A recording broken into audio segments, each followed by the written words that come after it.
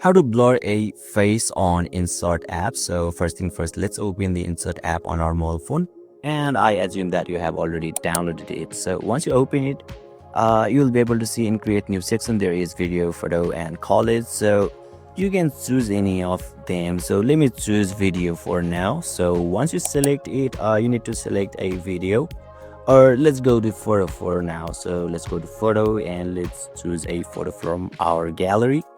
So once you tap on it, you can see there is green button at the bottom right corner of this section. So just tap on that green button and finally you will be able to edit your photo or video from here. So now you can see there is lots of tool available in here. So you basically need to select a sticker from here.